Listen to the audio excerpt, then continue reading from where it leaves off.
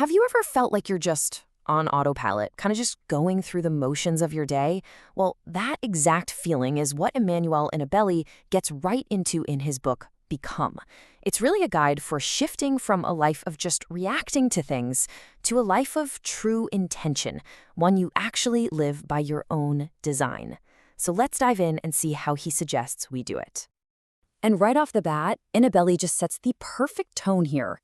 This journey isn't about some massive, stressful reinvention where you have to become a totally different person. No.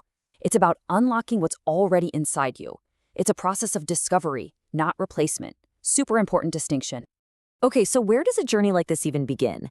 According to Inabelli, it doesn't start with some grand 5-year plan. It starts with a feeling. You know, that quiet but persistent inner whisper that just tells you, hey, there's something more to your life than this. For Inabelli, his own moment of awakening happened during a really frustrating afternoon at the office. In that moment of feeling kind of small and stuck, this one powerful thought just cut through the noise. There is more in me. And he argues that this feeling, that nagging sense of untapped potential, is the universal spark that really ignites the entire journey of becoming for all of us. So once you hear that whisper, the first temptation for most of us is to jump straight into action, right? Start a new project, change jobs, whatever. But the book argues that's a huge mistake. Before you can figure out what to do, you have to settle once and for all who you are. This is the foundation, the absolute non-negotiable first step. Inabelli calls this your core identity. Think of it as the essential you, completely separate from your job title, your role in your family, or any mistake you've ever made. In his view, this identity is something you're born with, and it's full of purpose. The key shift here is to see it not as something you have to go out and earn, but as a deep truth you simply have to agree with. And this slide just lays out the central conflict perfectly, doesn't it? On one side, you've got all the labels the world tries to stick on you based on your performance or what other people think.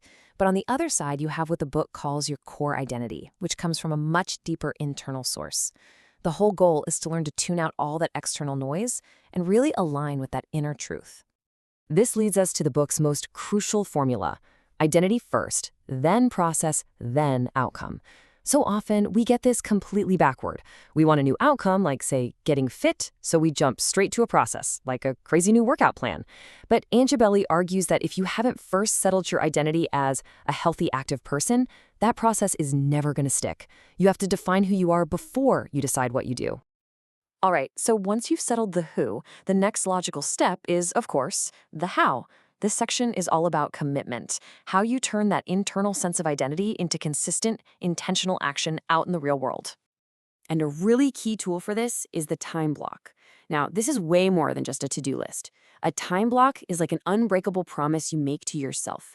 You dedicate your best, most focused hours to the work that really aligns with your identity, and you shield that time from all distractions. It's how you start to practically live by design, not by default. Now, I love this part because it's just so honest. We all love the stories of overnight success, but real growth, it's often, well, it's kind of boring. It's the daily, unsexy, monotonous repetition. The magic happens when you fall in love with that process, because that's where the incredible power of compounding effort really starts to build momentum. To maintain that process, Inabelli uses this incredibly powerful metaphor. Commitment means you have to destroy any possibility of retreat. When you burn the ships, you stop wasting precious energy on doubt or having a plan B. The only conversation left is how to win. But even with that level of commitment, well, the journey is not going to be easy. Of course, this journey is not a straight line up. The book is really clear that obstacles and challenges are a guaranteed part of the process, so you absolutely need the right mindset to navigate them when they show up. I mean, just let that sink in. This is one of the most powerful and honestly helpful ideas in the whole book. It treats setbacks not as a possibility, but as an inevitability. The journey of becoming isn't about trying to avoid failure. It's about preparing for it so you can get back up quickly. And here's the immediate liberating follow-up. A failure is an event. It is not your identity. Remember that core identity you settled back in step 1? It remains completely unchanged by a momentary slip-up. The real key is to minimize the time between the stumble and when you get back on track. This slide does such a great job of contrasting these two opposing mindsets. Perfection, it's a trap. It's always waiting for flawless conditions and guarantees, which basically means it often never even starts.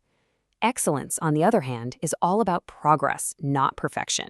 It's about giving your best with what you have today, learning as you go, and just rewarding the simple, powerful act of starting. So, what about bad habits? How do you handle those? The book uses this brilliant swimming analogy. Fighting a negative habit directly is like flailing around in the water. The struggle itself is what makes you sink. The solution isn't to fight the old habit, but to replace it. By focusing all your energy on building a new, positive habit, you naturally starve the old one of the attention it needs to survive. So, all these steps, settling your identity, committing to the process, and learning to overcome challenges, they all lead to the ultimate goal of this entire framework, to fully embody the person you were actually designed to be. Embodiment is that point where it all finally comes together. Your new plans and habits no longer feel like a performance you're putting on. Your daily actions, your choices, your words, they all become a natural, undeniable reflection of your core identity. You're just living your truth. And this, right here, might be the most profound takeaway from the entire book. The money, the titles, the achievements, those are just the evidence of the real work. The true prize, the actual finished product of this whole journey, is the person you become in the process. The skill, the courage, the integrity you built along the way that can never, ever be taken from you. And so, ultimately, the book leaves us with this powerful call to action. The journey of becoming isn't some one-time event.